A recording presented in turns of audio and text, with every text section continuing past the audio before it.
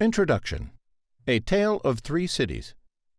No Muscatine resident can enter heaven without evidence of previous servitude in the button industry. Muscatine, Iowa popular local saying, 1905. Sustainable business in Iowa will help you understand how leading companies profit from environmental and social responsibility, and that many of those companies are in your own backyard. This book will provide new insights and help overcome common misconceptions and mistakes we make when defining and prioritizing corporate sustainability initiatives. It will also arm you with practical tools for assessing and developing strategies for delivering all the above. The resources within these pages will equip you to effectively begin where you are, then move forward with tenacity and confidence. Profit, people, and the planet are intimately connected. Money, relationships, and natural resources weave through every aspect of our lives. In fact, every decision we make carries a financial, social, and environmental consequence. While the impacts may vary in degrees, these three facets are inseparable and ever-present. And looking through those three lenses of profit, people, and the planet, often referred to as the 3 Ps, has become a commonly used framework for speaking about the complexities of life and how to sustain it in simple terms which everyone can understand. We will talk more about this in Chapter 1, but for now, I would like to begin with a story from Iowa's history, one that shows how we all, as human beings, can look through these 3 different lenses that shape our perspective and find tangible benefits. Mike Havlick shared this story with me in 2006 as Environmental Director for the Y Camp in Boone. Grateful for his recommendation to research into the history of Muscatine, I have been fascinated by the tale ever since. It is a story I share in talks with Iowa companies and business students. I weave it into presentations at local sustainability conferences. And when I began writing this book, I realized this was the perfect place for it to live. A Tale of Profit. Iowa was once home to a world-famous commercial empire. For a span of 75 years, a small river town became a global sensation, in fashion of all things. In 1833, 13 years before Iowa reached statehood, Colonel George Davenport established a trading post along the Mississippi River. After 2 years of trade, the post became a town and was named Bloomington. It took 13 years before it was renamed Muscatine. Some say after the Muscatine Native American tribe thought to have been assimilated into the Meskwaki and Sac tribes, while some say after the Sioux phrase for Fire Island. By 1850, Muscatine boasted a population of 2,500 residents. The river town had a rich German influence, and one German immigrant was John Frederick Bepley. Bepley was a button maker. When Europe adopted new tariffs on imported shells for button making, he had closed his business, crossed the Atlantic Ocean, and moved to Illinois. The best shells he had ever handled at home were shipped from the New World, so he went looking for them along the mighty Mississippi River. The bottom of the Mississippi River was covered in clams, also known as bivalves, because the shells consisted of 2 hinged parts with a soft muscle meat interior. Pearl buttons historically came from the ocean, but the McKinley Tariff of 1890 made seashells increasingly expensive. Partnering with a Muscatine local, William Moelis, as his financial backer in 1891, Bepley launched the world's first button factory using freshwater clams. Only 6 years later, dozens of button-cutting shops opened in Muscatine to compete with Bepley and Moelis. The great button boom had hit. Fashionable outfits with fancy buttons were popular on every continent.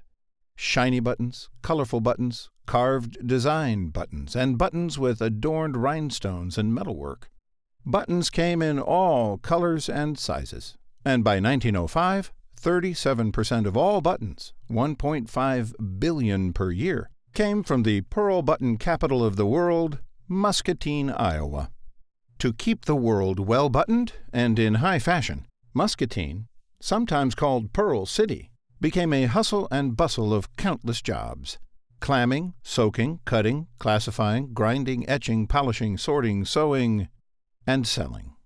Thanks to this Mississippi River gold rush, things were growing quickly. In 1894, shells were worth almost nothing. In the 1920s, the industry average peaked at $1 million in harvested shell per year. And that, as they said, was money in the bank. Muscatine residents were proud to be the engine driving the pearl button capital of the world. The town grew rapidly in the 1920s as word spread east of jobs and money ripe for the picking.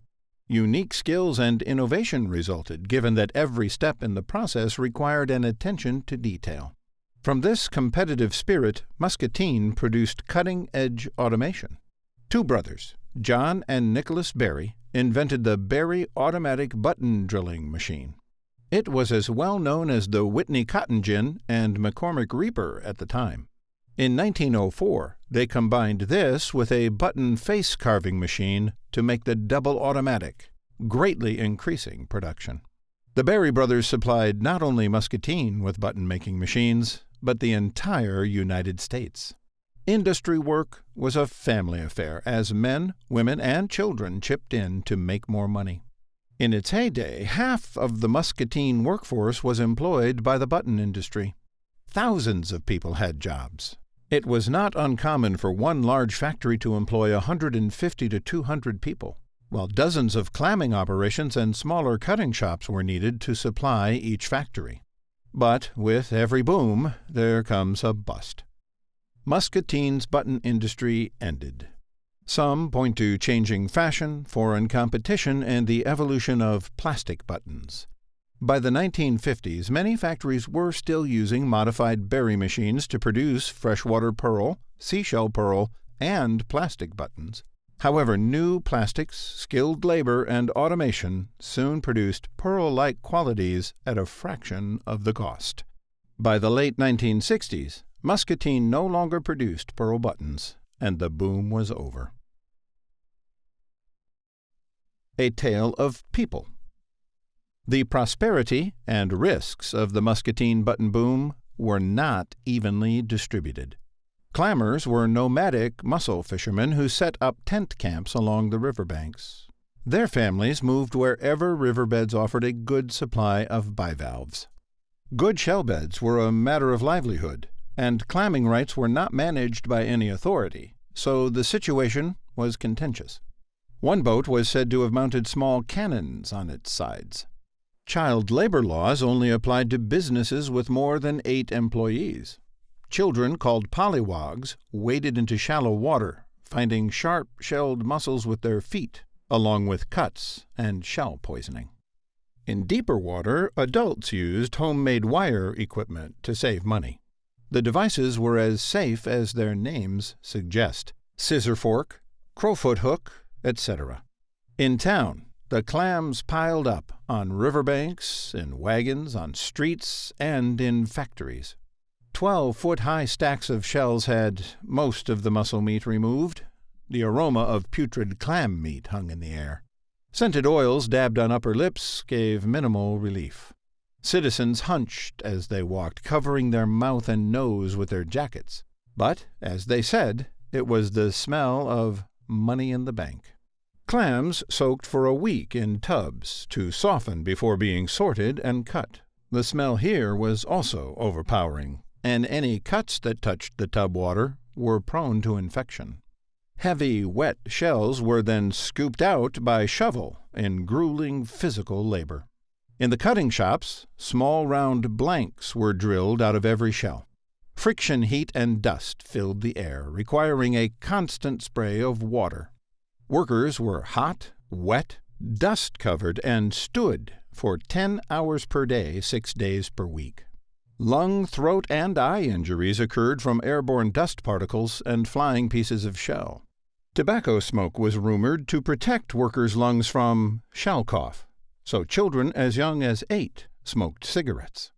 Competition was fierce, and pay was contracted piecemeal. Shop owners often weighed the work instead to estimate piece counts, which penalized workers for assumed errors in size, thickness, and waste.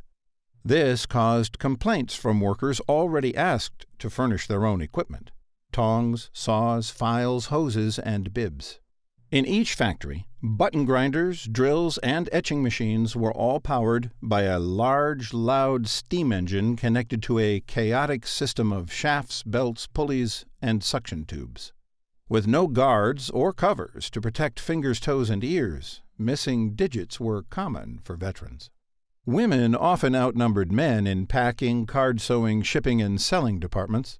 Some ran emery wheels, carving designs. Buttons then moved to polishing barrels full of steam and sulfuric acid for a pearly shine, and which gave people headaches and respiratory issues. Teenage girls were used as sorters because it was believed their smaller hands gave them a refined touch. Women were paid about half the wage men received. In 1902, a foreman made up to $19 per week, while a forewoman made $8 per week. Labor disputes arose in 1899 between clammers and cutting shops. With no union, 9 strikes still occurred in different Muscatine factories, each lasting a week or two. Over 20 years, tensions grew. Factory owners hired spies to infiltrate worker groups and report pro-union activities. Those looking to form union hired spies to infiltrate factories and report abuses. A formal union was organized in 1910. 3 months later, a collection of manufacturers announced a lockout of 43 factories and cutting shops to preempt a strike and scare union members. 1 month passed, and union members picketed. Factories tried to reopen without a negotiated deal, and fights exploded. Pinkerton men from St. Louis and Chicago were hired by police at the request of manufacturers, leading to more violence. The state of Iowa sent 3 militia companies to Muscatine and declared martial law for 4 days in 1911. Governor Carroll had to negotiate a deal to reinstate union workers. Complaints continued. A union worker was fired, and a strike ensued with a list of demands: the right to organize, honest weights, counts, and measures, prompt pay for services without discount, prompt arbitration of grievances, some pay for every button with marketable value, increased pay for every job, and support from the Muscatine community. It ended unofficially with discussions and the creation of a committee to consider union concerns. The social unrest was never truly resolved. Muscatine's button industry ended, and some point to labor and wage disputes, unsafe working conditions, and child labor. Financial factors, obvious to the outside world, were set in the context of a deteriorating social fabric only well understood by those who lived there. Men's and women's baseball and basketball teams, bowling leagues, Christmas parties, and picnics at the park for employees were not enough to stem the unfortunate truth. Fortunes were amassed during the great button boom, amidst violence and with underpaid men, women, and children struggling in unsanitary and unsafe work environments. A Tale of the Planet. Early Native Americans referred with reverence to the Mississippi River as the most ancient of rivers and the ancient father of waters. It was a source of life flowing from Mother Earth. Early settlers referred with reverence to Muscatine's beauty, situated on the riverbanks and surrounded by beautiful bluffs and lush forests. Of 300 mussel species native to North America, 75 of them are native to the Midwest. The Mississippi River ecosystem and the Iowa rivers that flow into it have always been dependent upon freshwater bivalves for a delicate balance. The existence of this interconnected web of life is why bivalves are often considered a keystone species, one whose health is representative of the surrounding ecosystem. Clams are filter feeders. They open to suck in river water. The soft mussel inside absorbs any microscopic particulates, both helpful food and harmful pollutant, and clean water is jettisoned out a small hole at the opposite end of the hinge. They are one of Mother Nature's free water purifiers. While one clam cleaned small amounts of water, vast expanses of clam beds lined the bottoms of Iowa rivers and the mighty Mississippi in the 1800s. Clam beds were densely populated, and because they burrowed into the sand and gravel, held the river bottom in place. Underwater microhabitats could then develop, which supported fish and other aquatic life. Several fish species share a symbiotic relationship with the mussels. Their larvae, or glochidia, cling to the gills of walleye, bass, and channel catfish until they grow large enough to drop to the river floor and survive on their own. This intimate dance also supported terrestrial wildlife that came to the river for food. River otters, beavers, muskrats, foxes, and wolves ate the fish, which subsisted off the clams. With clams cleaning the water and holding the sand and gravel in place, Iowa rivers flowed crystal clear. With a natural food source and habitat anchor, Iowa fishing and hunting was bountiful for Native Americans and early settlers. That all changed with the Great Button Boom. Bivalve reproduction is a slow and intricate process, and one clam may live up to 50 years. Prior to the button industry, clammers harvested less than 100 tons of shells from the Mississippi River per year. In the 1920s, removal increased 600-fold. Boats, wagons, streets, shops, and factories were piled high with clams. Quickly, Muscatine mussel beds were depleted, and clammers moved upstream into every tributary possible. Manufacturers were clear they had a problem. Congress created the Fairport Biological Station in 1908 to study the propagation of mussels, and button companies supported their research. Still, money in the bank meant producing and shipping buttons as fast as possible to maximize short-term profits. One by one, as rivers ran out of shells, clammers boated farther upstream. Where sandy, gravel river bottoms with clear water and teeming wildlife once existed, brown water flowed over muddy bottoms with dwindling populations of fish and wildlife. The foundation of the river ecosystem was dredged up faster than it could rebuild itself. Clammers themselves with poverty wages lived off the land, hunting, trapping, and fishing. This was another blow to their lifestyle, squeezing an already tight budget. The clamming rush left 210 of the 300 species of mussels threatened. 10 species went completely extinct. One notable entry to the endangered species list is the Higgins eye pearly mussel.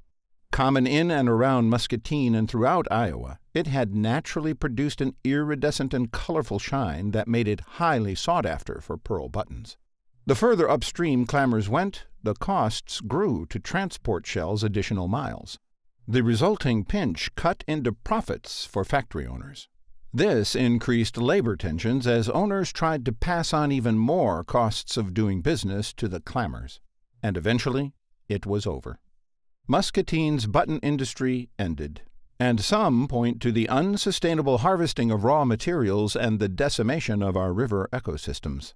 The financial factors, obvious to the outside world, occurred within a deteriorating environmental fabric well known to river families, government biologists studying the clams, and the manufacturers who paid them. Interest in the Fairport research as financial risk mitigation did little to stem the unfortunate truth. The long-term health of Iowa's rivers, clams, fish, and wildlife were knowingly traded in for a few decades of short-term profits. Moral of the stories. Which one of these tales of Muscatine, Iowa, and the button industry is true? They are all historical accounts of what happened from a different perspective. One looks only through the lens of profit. One looks only through the lens of people. One looks only through the lens of the planet. They each contain facts and descriptions used to shine a light on the past for a specific span of a few decades in a specific place. But which is most true, or most important to consider? That may be the wrong question to ask. A better question might be, are any of these tales true on their own if the others are not included? All three versions of this history highlight a critical component of what occurred, for whom, and to what end. while each contains a bias that should not be ignored. Alone, one could be used as an excuse to pretend the other two did not play their significant part. Perhaps more importantly, have we asked ourselves whether we have learned from these lessons of the past? Because if we have, new choices are available for us to make today that produce different, more desirable results.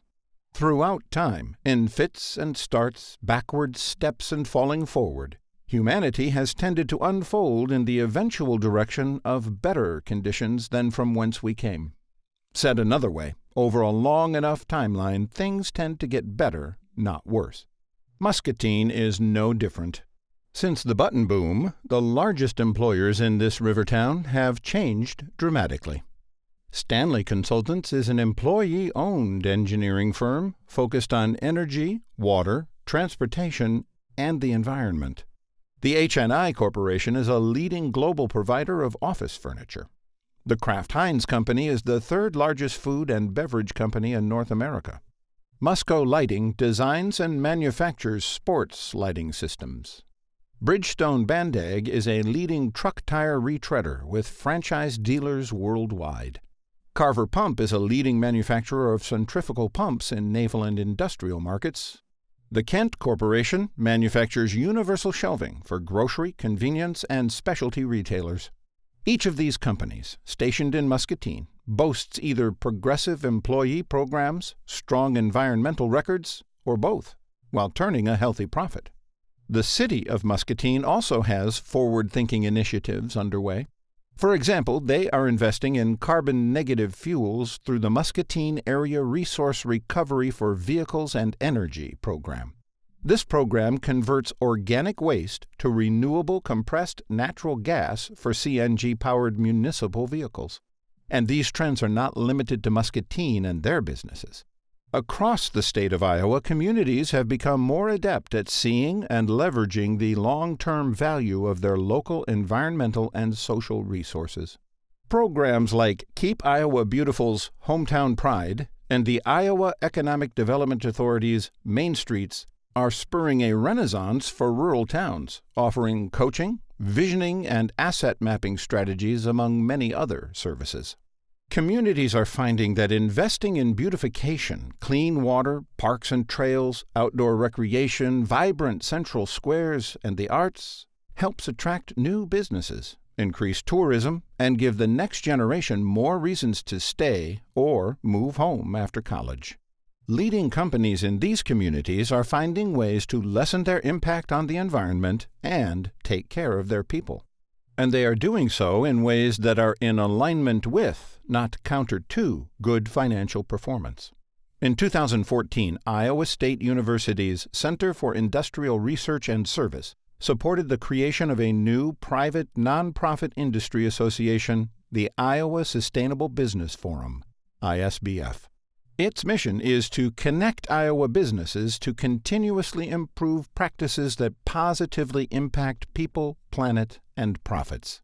Its vision is for Iowa businesses to be known as innovators and role models for the sustainable and profitable stewardship of natural and human resources. Founding members of ISBF, Barilla America, Casey's General Stores, Frontier Co-op, and West Liberty Foods were joined by Allsteel, Bankers Trust, Curry's Assa Abloy, Kemen Industries, Come & Go, McFarland Clinic, Meredith Corporation, Perishable Distributors of Iowa, and Siegework. Business colleges from academic members Iowa State University, University of Iowa, Des Moines Area Community College, and Luther College are working with companies such as these to conduct case studies, place interns, and give students real-world project experience. Our next generation of leaders, graduates, entrepreneurs, managers, consultants, politicians, and other key decision-makers, understand that environmentally and socially responsible business makes for good financial business strategy. You can run a profitable business today that is more resilient to ecological limits and for which people love to work. That is the topic of this book.